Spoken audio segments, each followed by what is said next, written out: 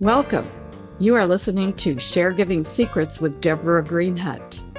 If you are a family caregiver or expect to be one, and you want to maintain your well-being while caring, then you are in the right place. We need to invent and reinvent family care, and together we're going to do it. My big idea is rational caregiving, and my motto is, let your brain lead your heart. Caregiving Secrets, because friends don't let friends be caregivers alone. Let's do this. Hello, everyone. It's a pleasure to be here with you today, and I'm so excited to welcome Jennifer Fink, who is a caregiver for Alzheimer's, or has been a caregiver for Alzheimer's, and she has a wonderful website, which we are going to talk about a little bit later in the show. But I'd like to say good morning to you, Jennifer. Hello, thanks for having me. My pleasure. And if there's any particular way you'd like to introduce yourself before we get started, anything you'd like our audience to know? Well, you can call me Jen. That's always easier. I was the caregiver, the person responsible for my mom in the last 3 years of her life, but she had Alzheimer's for a very long time. When you look backwards, it's easy to go, oh, yeah, that was probably the beginnings, which went back from or mid 1996, and she died at the beginning of the pandemic in 2020. So that's a long time.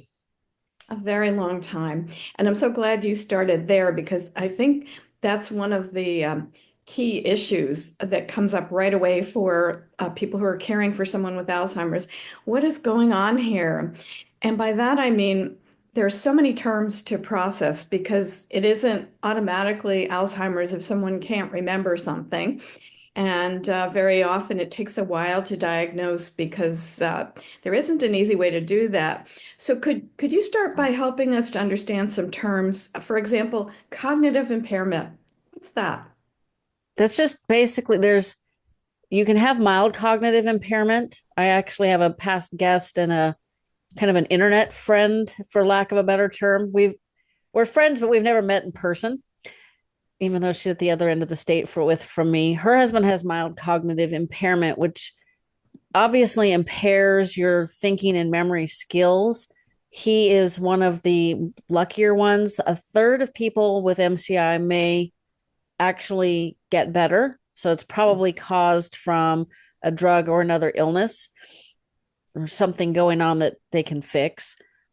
A third of people with MCI just kind of stay where they're at. They're impaired, but they don't need like the 24/7 care that somebody in advanced Alzheimer's needs. And the other unfortunate third can move into Alzheimer's disease. So he's had it for quite a while and is basically pretty stable. So we're rooting for him to stay in that 30% that doesn't progress. A lot of people don't understand that there is actually a difference between the term dementia and Alzheimer's. Alzheimer's is actually a disease that causes dementia. Dementia is more like a symptom, and it's pretty broad in terms of memory issues, cognitive issues. Alzheimer's disease usually starts with memory issues, but it progresses into, the not being able to feed yourself, do the necessary activities to maintain daily living. We'll keep it there because we don't want to get too gruesome on the daily activities spectrum. There's a lot of diseases that cause dementia. My maternal grandmother had vascular dementia, which was in her, most people get vascular dementia from a stroke. She actually had a brain aneurysm that leaked for 3 months before the doctors finally understood that a woman who had never had headaches, who'd had a headache for 3 months nonstop, probably had something else going on. So that wasn't good. And my maternal great grandmother had dementia, but I don't know what flavor, as I like to put it, because she died before I was born. Let's see, there's frontal temporal dementia, which can present with personality changes.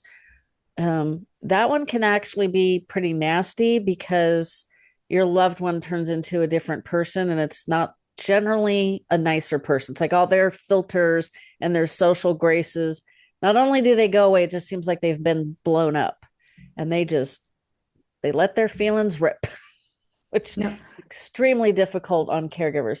There's Lewy body, which I don't know a lot about. It's pretty rare in the dementia disease realm. Alzheimer's is the leading cause of dementia. It is the number 5 cause of death nationwide. But here in California, we like to do things a little bit bigger and better. It is number 2. It beats out breast and prostate cancer combined. And I think we like battle it out with heart disease. I don't know. Yeah, often they do go hand in hand. Excuse me. Thanks for going over that array. It's really difficult, I think, sometimes for people to understand that this might be a progression or it might stop somewhere, and it's a good thing to be aware of. But unfortunately, doctors don't have any kind of petri dish or stick test that can say, okay, now it's this. And I remember going through that when I was caring for a loved one. We can't call it yet. No, I'm not sure. A lot of those kinds of answers are very frustrating to a caregiver because you don't know how much you're going to have to plan for or intervene. But it is a very big job if it goes all the way to Alzheimer's, because your loved one, if they live long enough, and I know your mom, you said, lived quite a long time with it, will require all sorts of personal care, as you mentioned, for activities of daily life. Now, one of the things I discovered in my journey as a caregiver was that not every specialist or professional is best equipped to diagnose this condition or any of these. So one thing I'm wondering is, could an MRI help someone to make I that think it's a call? PET scan that they use for diagnosis. There's a PET scan and a spinal tap or a lumbar puncture. There is a blood test out there. It has not been widely adopted yet. I am not sure why. It's something the Alzheimer's Association, which I joke that I'm a professional volunteer for, has pushed. It is something a general physician could use. Um, you know, it's best if you are starting to think, gosh, man, I'm having a lot of, as I referred to my mom's daffy moments, I'm starting to get concerned about my cognitive health. And then you might be screened before you have any symptoms, which can be good because there are lifestyle choices we can and should always be doing, especially for people like me who are at a higher risk because of the family history. My dad's side of the family has diabetes, which is also a risk for Alzheimer's. So I got to watch all the things. There is debate on whether or not screening for a disease you may or may not have is good. Obviously, if you get screened and they're like, yeah, you got markers for Alzheimer's, understandably, some of us might spiral into a depression and not do the things we need to do. And that's obviously bad. And there's always the problem of false positives, false negatives. So I don't know. I don't know how I feel about that one. Knowing that there are things we can and should do to prevent a lot of chronic illnesses, dementia causing diseases, cancers, heart disease, all the ugly things. To me, that's what I do every day. I actually have an almost 11-year-old golden retriever. I focus on her mental health as well, her cognitive health, just because it's part of my everyday nature at this point. So I'm sure you can guess, maybe you've read, but I get all kinds of push notifications about, what neurologists wouldn't eat or what, it's like all these crazy push notifications for articles, but the lifestyle choices are pretty simple. You got to eat right. Plant-based is better. Limit your red meat, your saturated fats, all the things we love to hear. Exercise. You got to get your heart going. Weight training, especially for menopausal women, is really important. It helps you maintain your balance so you don't fall and break a bone. That's what took out my mom. She fell and broke her leg, and 2.5 weeks later was gone. We hear about that a lot. It's not uncommon. So obviously, as we age, we want to make sure we keep our balance. We, especially as women, we want to keep our bones strong, which obviously helps with the balance. We want to regulate our stress. We want to keep social. We want to keep learning new things, and we want to make sure that we get good quality sleep.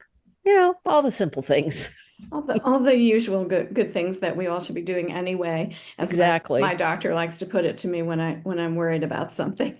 There's a concern I've been hearing a lot lately, and I did experience some of this when I was a caregiver. Um, People are saying to me, my loved one's doctor is brushing me off, maybe even laughing at my concerns. What can I say to be taken seriously? Do you have any advice in the communications dimension for caregivers, how to talk to those professionals that you are now the intermediary for? What do you Yeah, do? that is a big challenge. Let me ask you a quick couple of questions. Was your loved one presenting fairly normal when they were at the doctor's office? There were times yes, then there were times no. So it was an intermittent thing. Yeah. Okay. And was the doctor older? Yes. Okay. I have past guests on my podcast that were our doctors. One that is a GP and let's see, does palliative care, hospice care, and teaches at med school and wrote a book. I don't know where he finds the time. And the other one was a geriatrician, so person that takes care of us older folks. And they were very forthright when I asked the question, how much dementia training do doctors get? And the answer was basically a big fat zero. So if you are unfortunate enough to have a doctor who sometimes older doctors kind of brush off concerns because there is a natural slowing of our brains as we age. Um, if we have memory loss that's affecting daily living, that's a concern. If you forgot why you walked into the kitchen or got up from the couch and went into the other room and you get in the other room, you're like, what the hell did I come in here for? That's probably because you're not paying attention. We have to keep in mind that, unfortunately, the way our healthcare system works, doctors only get about 5 minutes. And if we need 10, we throw off their whole daily schedule. So, what I recommend people do is keep a daily journal of things that your loved one's doing, time, dates, not well, yeah, dates, times, what they're doing. It's not unusual for somebody to get really confused and agitated in the afternoons. They're generally more tired. They've had a lot of stimulation, or maybe they haven't had enough. Keeping a journal, notebook, whatever will help you kind of pinpoint times and triggers that might be activating like their less desirable behavior. And if they've got if you can record video, like for us old school people, videotape, whatever you call it on your phone, record them, maybe how they're walking, maybe a conversation, air quotes on conversation, anything that you could present to the doctor at the appointment, or preferably send it to them before. I don't know if you can send them videos, but you could send them a message that says, here's why I'm concerned about their cognitive, well-being, because here's some dates and times, and here's the things they did. And so if they can see a list and maybe some, like a video of you having a difficult conversation because they're not able to follow along, that gives them a lot more things to look at for a diagnosis, and makes it a lot less easy to dismiss. I'm trying to make sure my grammar's correct. You're doing fine.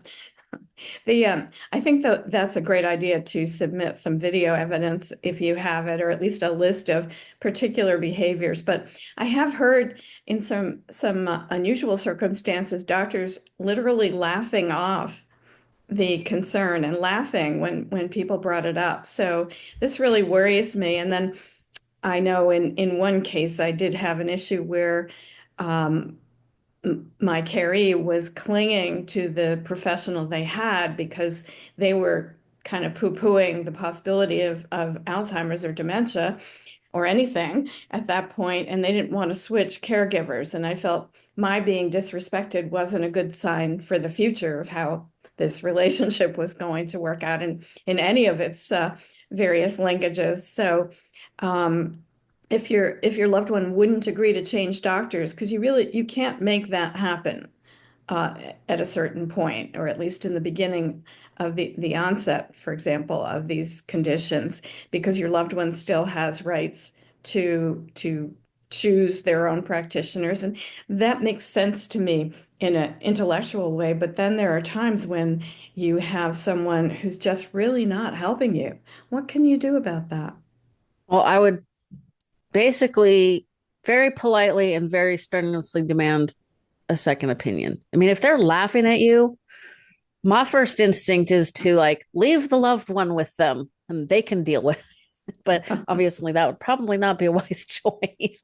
That would be my temptation. Mm. But I would definitely say, I don't feel like you're taking my concerns seriously. So I would like a second opinion. And then I would not let up on that. I think that's about the only course of action you have.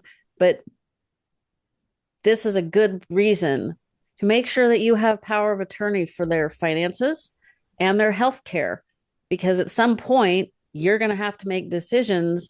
And if that hasn't been given to you, I never had an issue with it. I did have POA from my mom for health care, and nobody ever questioned it. They weren't always helpful, but they didn't ever give me trouble over being in charge. But there's a lot of people I've talked to who have taken their spouse to the doctor for a regular checkup or whatever. And understandably, they like to separate spouses so that they can screen for potential physical abuse or even mental abuse. And if the spouse is in there answering questions for the other one and is like hovering, and that can be seen as like controlling or abusive behavior, when all you're trying to do is make sure the doctor's got the right information. So, depending on the doctor's experiences, maybe they've dealt with people who have more abuse in their background and less cognitive problems, and that's where their brain goes, because naturally that's pretty typical. We make decisions and think things through based on our own experiences. So yeah, definitely get power of attorney and get a second opinion, because they should not be laughing at you. Right. And, unfortunately, because people can showcase, as you said, you look like the person who's making things up, not the patient. So that can be very awkward. And I guess trying to stay rational yourself if someone is laughing at you, it's not always an easy thing to say, but the more you can hold on to your feelings or your responses there, I think you're in better shape. And I guess at a certain point, if your loved one won't agree to a treatment or a decision that needs to be made, you have only so much control. And I think caregivers often feel just so frustrated by that kind of a moment when all the best things that you're trying to do are not going to work because your caree won't go along with it. So, getting over to the caregiver side of things, the strategies that we could give people, because that's one place we need to cope, but we also 24/7 need to be thinking about ourselves a little bit more. Mm-hmm. And I was listening to, I think it was your April 15th episode, and you had a great discussion about self-care. And I loved the idea that you are enough. That was such a wonderful concept, because that's the thing we're likely to forget or not feel on certain days when things are not going our way or when we're exhausted. So sometimes the people around us don't really even realize that we're working. Mm-hmm. Some people think, well, it's an act of love, so it's not work. And yet, I wonder what your top strategies are for work-life balance when you're caring for a loved one with Alzheimer's. What kinds of things do you recommend or did you do? Well, the first thing that I did, when my dad was on hospice, his best friend made an offhand comment about my mom coming to live with me. And I thought, nobody's ever had that conversation with me. That is not going to work. My mom and I wouldn't have been good housemates had she not had Alzheimer's. Alzheimer's just ramped up all of the challenges we would have had. We were too similar and too different. And I don't know, my experiences as two adult women living together is not always great.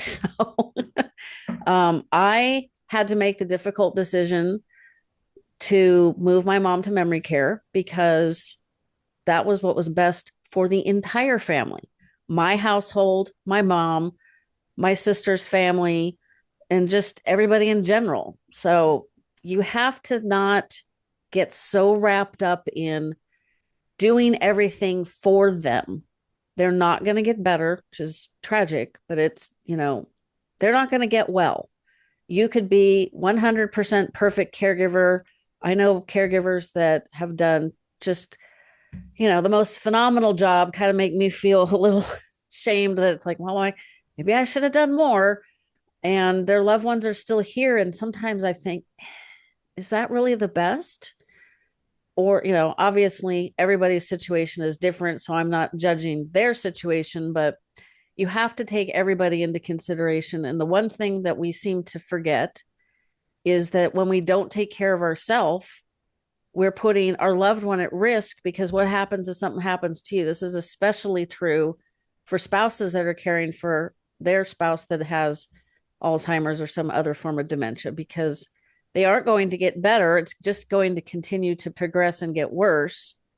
If you're not taking care of yourself, you're not taking time out, you're not bringing in help, which I have strategy for that, you're at risk of becoming hospitalized. And then what the heck are you doing with your loved one? Do you have a backup plan for that? Most people don't. We didn't ever talk about what would happen if my dad died first and he had a kidney transplant in 2009. So, it was like, this is why I preach, have these conversations, talk about, how you want to live the last quarter of your life, last 10, 15, 20 years of your life. Most people are going to say, well, I want to live in my home. Great. Is it aging in place ready? Probably not. Can we make it safe to age in place well? Maybe. What happens if we can't and the stairs become a problem? Can we renovate the home to do that? Have these conversations. If you need care, how do you want that care to be presented to you? When you have these conversations early, it takes away a lot of the guilt. Making, like my mom, the day before we moved her to memory care, was leaning on the kitchen counter, looking out the window to the backyard. And there was a lot of maintenance that needed to be done on the house. So that was the excuse we were using to move her. And she goes, well, you're not selling my house. I'm like, oh, no, we're not selling your house, which was true. And in a brief moment of clarity, she whipped around and looked at me, that mom look. She goes, you're not renting it out either. And I thought, oh my God, yes, we are. Because you can't live by yourself. And 24/7 caregivers, which we had while my dad was on hospice, was extremely expensive. And my mom was 20 miles away from my house, further from my sister. It was just like, it was awful. She did actually end up with friends in memory care. It was the best decision, but it was very difficult. So we have to keep in mind that there's not just one person that needs care. You don't want to be in a position where you end up needing care while you're trying to take care of somebody else. So you need to, I'll throw out how I tell caregivers how they should go about getting help. In-home care is very difficult to find. We have a huge shortage of that. It's also very expensive. This week, so this is the first week of May, I actually have an episode on an innovative approach to in-home care. It is a company called Caregiver, so it's YAYA. They use like med school, college students going into the medical or related professions, and they get them, they're younger, they're sprier, they're enthusiastic, they're cheaper. It's a win-win for everybody, because we're also sort of training the new generation of medical providers that this is what aging with some form of dementia looks like. So first check into them, because that's awesome. When there's something going on with your loved one, or you are just 100% convinced despite the doctor laughing at you, that still irritates me to hear that.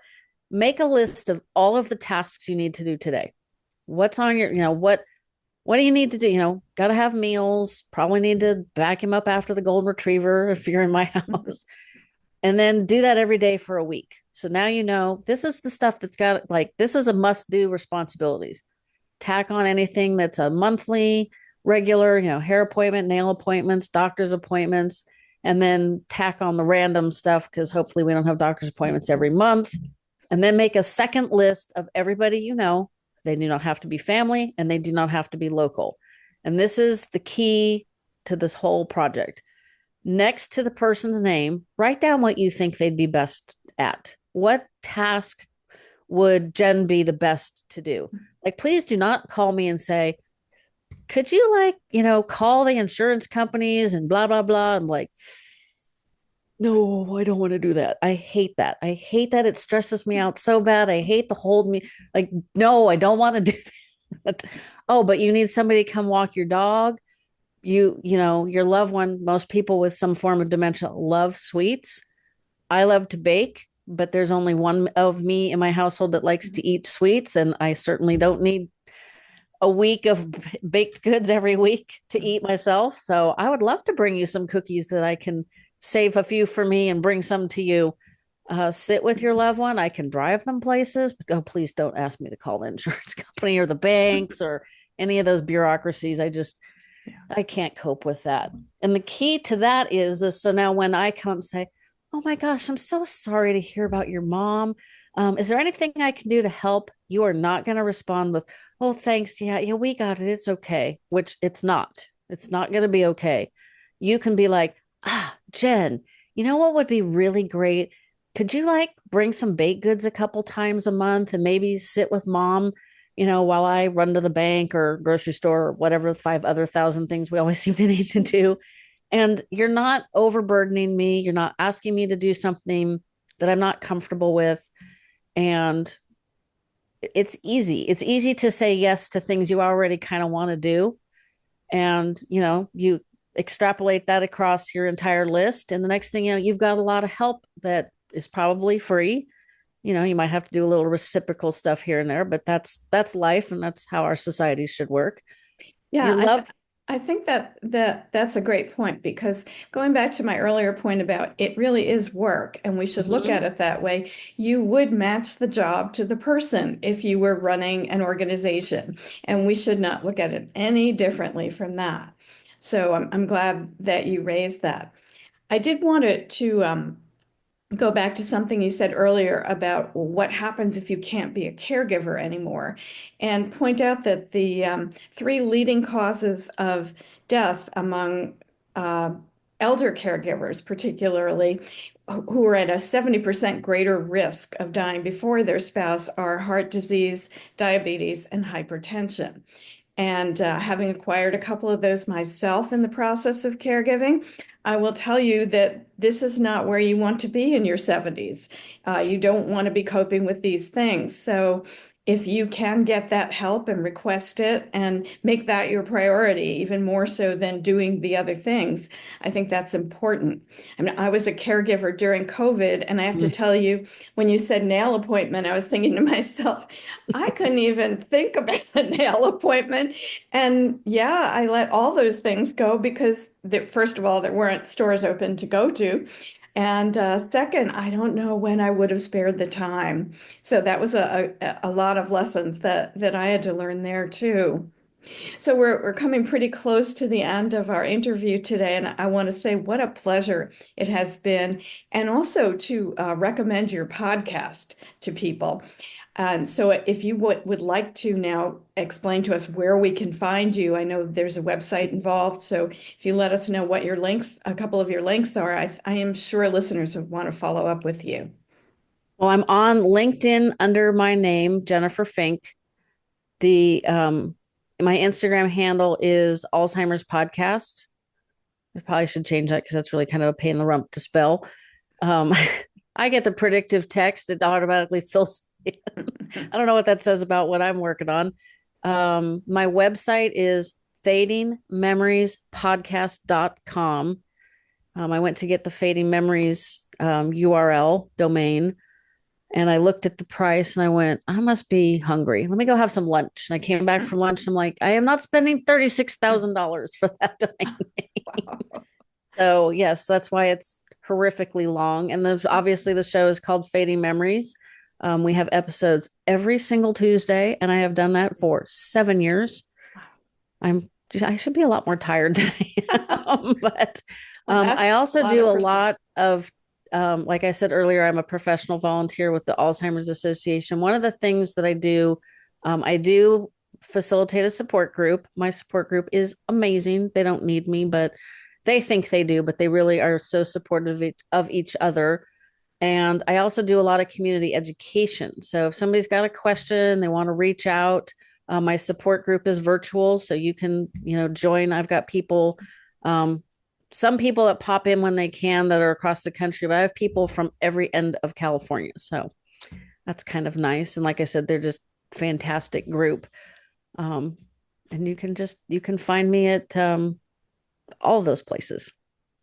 Those are great links, Jen. And I want to express my personal thanks to you for giving so much back.